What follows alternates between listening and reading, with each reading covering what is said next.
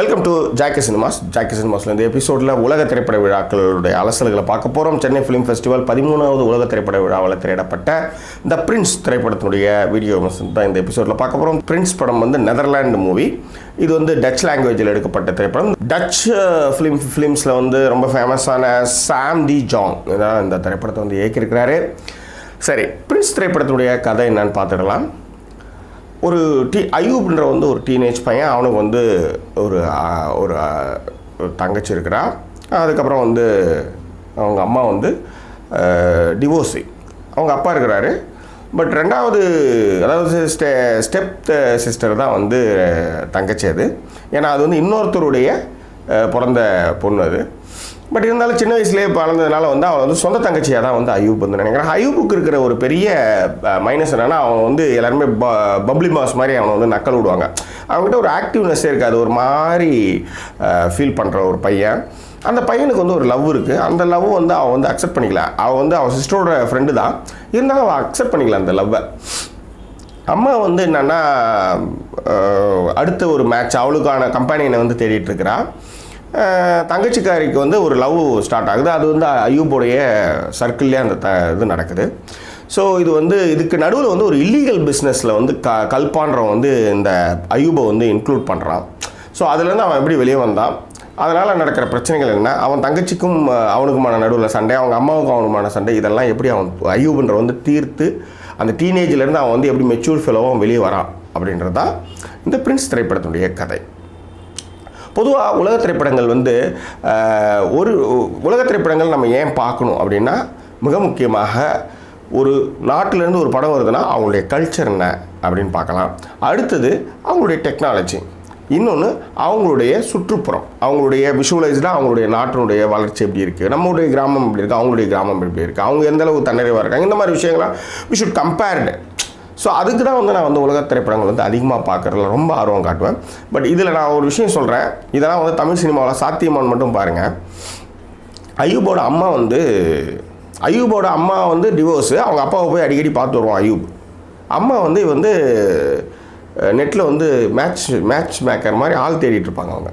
அவங்களுக்கான கம்பெனியை தேடுவாங்க. நம்ம ஊரில் இது சாத்தியமாக. இதில் வந்து பையனும் வந்து செலக்ட் பண்ணுவான். இவன் சரிவாக இருப்பான், இவன் சரி இருக்காமல் இருக்க மாட்டான், உனக்கு இவன் சரியாக இருப்பான் அப்படின்னு பையன் தேடுவான். அதை விட இன்னொன்று, அதில் ஒரு ஆளை வந்து அவங்க செலக்ட் பண்ணுவாங்க. அன்றைக்கி நைட் அவங்க கூட வந்து உடலுறவு வச்சுட்டு மறுநாள் காலையில் அவன் கிளம்பி போகிறப்ப இவங்க வந்து நைட் ட்ரெஸ்ஸோட அவனை வந்து வழி அனுப்புவாங்க. பையன் வருவான். பையன் பார்த்துட்டு உள்ளார வந்ததுமே அவங்க அம்மா ரொம்ப சந்தோஷமாக வந்து ஹாப்பியாக சோபாவில் படுத்துட்டு இருப்பாங்க. பையன் உள்ளார வந்து சொல்லுவான், I am very happy to see you mom. உன் முகத்தில் ஒரு சந்தோஷத்தை பார்க்குறது எனக்கு ரொம்ப சந்தோஷமாக இருக்குது. நம்ம ஊராக இருந்தால் நடக்குமா, வெட்டிட்டு கையில் வந்து தலையெடுத்துன்னு போயிட்டு போலீஸ் ஸ்டேஷனில் அட்மிட் நின்றுவோம். ஸோ ஒவ்வொருத்தவங்களுக்கான பர்சனல், அவங்களுக்கான காமம், அவங்களுக்கான, அதாவது உன்னுடைய சுதந்திரம் என்பது மூக்கு நுனி வரை ஏதாவது தொடக்கூடாது. ஸோ அதுதான் வந்து இந்த திரைப்படங்கள், உலக திரைப்படங்கள் வலியுறுத்துகிற விஷயம். அதே மாதிரி அவன் தங்கச்சி வந்து அவன் லவ் பண்ணுவான். அவகிட்ட போய் சொல்லுவான், அம்மா கிட்ட போய் சொல்லுவான், அம்மா என் ஃப்ரெண்டை ஒருத்தனையே லவ் பண்ணுறான், ஆனால் அவன் வந்து தப்பான பையன், எனக்கு தெரியும், அவனை வந்து லவ் பண்ணுறான் அவன் அப்படின்றவங்க அவங்க அம்மா சொல்லுவாங்க, this is none of your business. She crossed teenage. So அவளுக்கு நல்லது கெட்டது எதுவும் தெரியும், this is none of your பிஸ்னஸ்னுவான். நம்மூராக இருந்தால் தொடப்பக்கட்டையை எடுத்து விளக்க மாற்ற எடுத்து அவளை அட்ரா அப்படின்ற மாதிரி தான் ஒரு அம்மா வந்து சொல்லியிருப்பாங்க.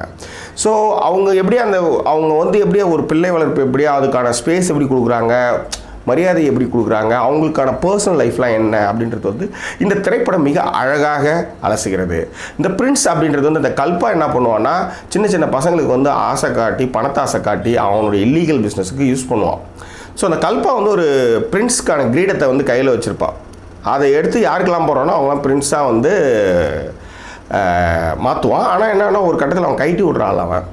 ஸோ இதிலேருந்து மீண்டு அவன் எப்படி தன் காதலியை அடைகிறான், தன் குடும்பத்தை எப்படி வந்து அயூப் வந்து காப்பாற்றுறான்றது தான் ஒரு நார்மலான ஒரு ஃபிலிம் தான். பட் என்ன இந்த படத்தில் நம்ம பார்க்கலான்னா, கல்ச்சர் டிஃப்ரெண்ட்டை வந்து இந்த திரைப்படத்தில் வந்து நம்ம வந்து பார்க்கலாம். அவங்க லைஃபோட நம்ம லைஃப் வந்து கம்பேர் பண்ணி பார்க்குறப்ப மலைக்கும் மடுவுக்குமான தூரத்தை நம்ம உணர முடியும். இந்த எபிசோடில் வந்து அதுவும் இல்லாத இந்த படத்தை இயக்குற சாம் டி ஜாங், அவர் என்னென்னா, அவர் வந்து ரொம்ப சின்ன பையன், 24 years old. 28 ஓகே. இந்த படம் டைரக்டர் பேர் எங்கடி? சாம் டி ஜாங். வச்சுக்கோ. இந்த திரைப்படத்தை வந்து எழுதி இருக்கிறவர் வந்து சாம் டி ஜாங். இவர் வந்து 28 years old, very young director from Netherland. So ஒரு ஜாலி ஒரு கல்ச்சர் டிஃப்ரெண்ட்டை வந்து பார்க்கணும் அப்படின்றவங்க, ஒரு ரெஃபரன்ஸுக்கு தேவை அப்படின்றவங்க வந்து தாராளமாக அந்த பிரின்ஸ் திரைப்படத்தை பார்க்கலாம். இந்த திரைப்படம் வந்து 6.7 IMDb கொடுத்தாலும் கூட ஜாக்கி சினிமாஸ் கொடுக்கக்கூடிய மதிப்பு இந்த திரைப்படத்துக்கு வந்து 5க்கு 2.5. வேறு ஒரு திரைப்படத்தினுடைய வீடியோ விமர்சனத்தோடு உங்களை நான் சந்திக்கிறேன். அதுவரை நன்றி கூறுவது உங்கள் ஜாக்கி சேகர். நன்றி, வணக்கம்.